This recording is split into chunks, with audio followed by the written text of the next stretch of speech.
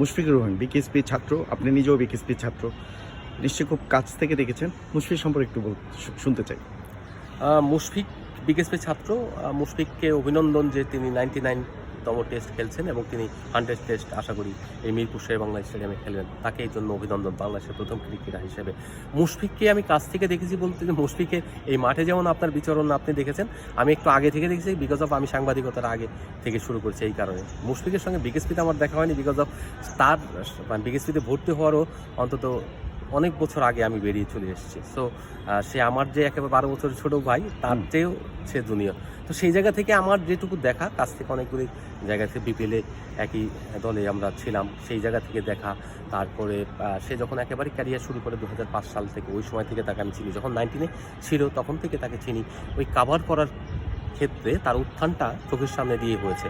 তো তার যে ডেডিকেশন, তার যে সাধারণ থেকে অসাধারণ হয়ে ওঠা, এটা মেধা এবং তার সঙ্গে সঙ্গে নিজের চেষ্টা লাগে। সেই পরিশ্রমতেই সেই লড়াই, সেই সংগ্রাম সবাই করতে পারে না, মুশফিক করতে পারে। এরকম অনেক ক্রিকেটারই এসছে বাংলাদেশের ক্রিকেটে, যে ক্রিকেটাররা দেখবেন যে অনেক প্রমিস নিয়ে এসছে কিন্তু তারা বেশি দিন স্থায়ী হতে পারেনি বা এখানে সেটেল হতে পারেনি, কারণ তাদের ক্ষুধাটা ছিল না মুশফিকের মতো। আপনি দেখবেন অনেক মেধাবী ক্রিকেটার এসেছে কিন্তু বাংলাদেশে, কিন্তু তারা টিকে নেই।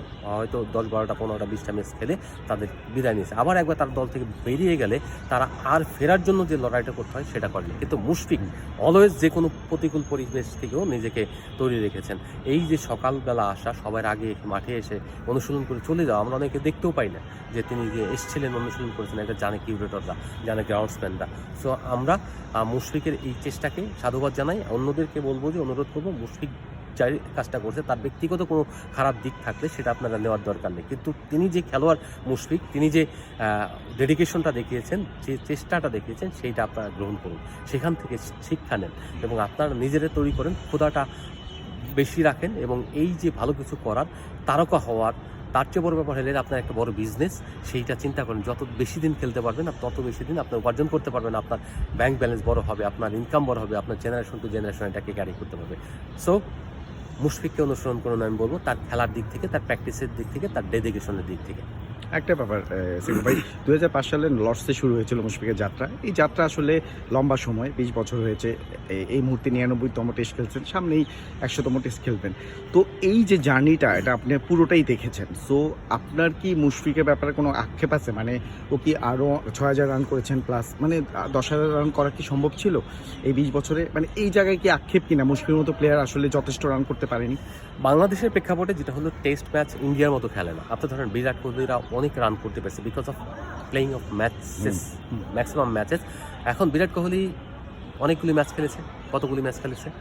প্রায় 200 প্লাস। আচ্ছা, তাহলে এতগুলো ম্যাচ খেলার পরে যেসব টেস্ট খেলেন, ধরেন আপনি 150 টেস্ট খেলেন, আপনি বিরাট কোহলির আগে যদি শুরু করে মুশফিকুর রহিম মাত্র 100 টেস্ট খেলতে 20 বছরের লাগে, তার মানে তাকে বুঝতেই পারছেন যে তার সংগ্রামটা অন্যদের থেকে অনেক বেশি। সে যে এই দেশের একটা জায়গায় দাঁড়িয়ে এরকম একটা দলের বিপক্ষে, যে দল সবসময় 9 নম্বর র্যাঙ্কিংয়ে থাকে, হার্ডলি ওয়ান টাইম 8 হয়েছিল। তো সেই জায়গা থেকে আপনার এরকম দলের হয়ে 100 ম্যাচ খেলা এবং এই যে 7,000-8,000 রান করা, এটা কিন্তু অনেক বড় অ্যাচিভমেন্ট।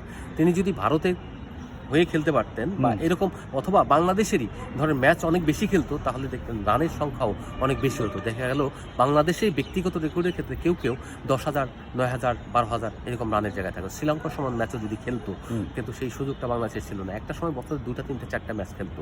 সেই আপনি চিন্তা করেন 7, 6, 9 সারা বছর, এমনও বছর গেছে একটাও টেস্ট খেলেনি। আচ্ছা, ওয়ার্ল্ড কাপের বছরগুলোতে খালি ওয়ান ডে ম্যাচ খেলেছে। তো এই যে সিচুয়েশনগুলো, সেই জায়গা থেকে আপনি কি বলবেন? সেই জায়গা থেকে মুশফিকের অ্যাচিভমেন্টটা অনেক বেশি। এই 7,000 রান মানে হলো অন্য অনেকের চেয়ে বেশি। যারা 10-12 হাজার রান করছে তাদের সম পরিমাণ মর্যাদা। আরেকটা লাস্ট প্রশ্ন, মুশফিক তো টেস্ট ক্যাপ্টেন ছিলেন, সব ফরম্যাটে ছিলেন, স্পেশালি টেস্টের কথা বলবো। অনেকগুলো ক্যাপ্টেনকে দেখেছেন আপনি কত রেটিং দিবেন মুশফিকের ক্যাপ্টেন্সি? টেস্ট ক্যাপ্টেন্সিতে সে অসাধারণ ছিলেন। তার ওই সময় ক্যাপ্টেন্সিটা কেড়ে না নিলে ভালো করত। দায়িত্ব বাংলাদেশ ক্রিকেট বোর্ড। কেন নিয়েছিল আমি জানি না। মুশফিক কিন্তু ডেডিকেশন বা তার যে ক্যাপ্টেন্সির নিবেদনটা দেখেছি আমি, জিম্বাবুয়ে থেকে সম্পূর্ণ সহযোগিতা পাচ্ছিল না, টেস্ট হারার পরে কেঁদে দিয়েছিলেন তিনি। তো বিসিবি সভাপতিকে অভিযোগ করলাম ক্যাপ্টেন্সি ছেড়ে দেবো, তারপরও পরবর্তীতে মুশফিক কিন্তু সাকসেস ছিলেন। সেই সাকসেস একজন ক্যাপ্টেনকে যখন সরিয়ে দেওয়া হয়েছিল তখন প্রতিবাদ না পেয়ে বা মিডিয়া থেকে ওইরকম সাপোর্ট না পেয়ে তিনি যেটা অভিমান করেছিলেন, সেই অভিমান থেকে কিন্তু আর কোনোদিন ক্যাপ্টেন্সিতে ফিরে আসেননি। বাংলাদেশ ক্রিকেট বোর্ড চেয়েছিল তিনি যেন ফেরেন এবং ক্যাপ্টেন্সি করেন, সেই জায়গা মুশফিকের ওই অভিমানটা কিন্তু আমি রেসপেক্ট করি। কারণ যখন একজন ক্যাপ্টেন সফল থাকে তাকে যখন সরিয়ে দেওয়া হয়, তা এই সরিয়ে দেওয়াটা উত্তম ছিল না। আবার ধরেন ওয়ানডেতে নাজমুল হোসেন শান্ত যেটা করেছিলেন, তাকে যেভাবে সরিয়ে দেওয়া হয়েছে, ওই সরিয়ে দেওয়াটাকে আমি সাপোর্ট করিনি, আপনিও বা অন্য কেউ সাপোর্ট করেনি। যার ফলে যেটা হয়েছে, শান্তকে আবার ক্যাপ্টেন্সিতে ফিরিয়ে আনা হয়েছে, যদিও তিনি ওই সময় বোর্ডের সিদ্ধান্তকে চপেটাঘাত করেছেন, একেবারে প্রেসিডেন্টের বিরুদ্ধে স্পষ্ট দাঁড়িয়ে গেছেন। তো সেই প্রেসিডেন্টকে আবার ফেরত নিয়ে আসতে হয়েছে। এটা হলো আপনার একটা চপেটাঘাত। তারপরেও তাকে যখন দিলেন আরেকটা চপেটাঘাত খেলেন আপনি। তার মানে হচ্ছে এটা আপনি দৃষ্টান্ত করে দিলেন, অন্যরাও এই প্র্যাকটিস করবে এবং এই ম্যাল প্র্যাকটিসের কারণে বাংলাদেশের ক্রিকেট কোনোদিনই একটা সুকালচার তৈরি হবে না। আপনার যখন নাজমুল হোসেন শান্ত চলেই গিয়েছিল, তাকে ফেরানোর কোনো প্রয়োজন ছিল না। কেন প্রয়োজন? আপনি যখন ফিরালেন, আপনি মনে করলেন যে আপনি ভুল করেছেন, তার মানে আপনি ভুলটা স্বীকার করে নিলেন। শুধু ভুল না, তার মানে আপনি এখন মিরাজের জায়গা থেকেও আপনি তাকে সরিয়ে দেওয়া উচিত ছিল, যে ভুল করেছেন আপনি, সেটা আপনি করেননি। না করার অর্থ হলো আপনি দুই দিকেই যখন ব্যালেন্স করতে গিয়েছেন, তার মানে হচ্ছে এই কালচার অন্যদের জন্য রেখে গেলেন। যখনই যে আসবে সে এরকম আপনার বিরুদ্ধে অবস্থান নিয়ে, আপনার বিরুদ্ধে স্টেটমেন্ট দিয়ে সরে যাবে, আবার তাকে আপনি তেল দিয়ে ডেকে নিয়ে চলে আসবেন। ধন্যবাদ ভাই।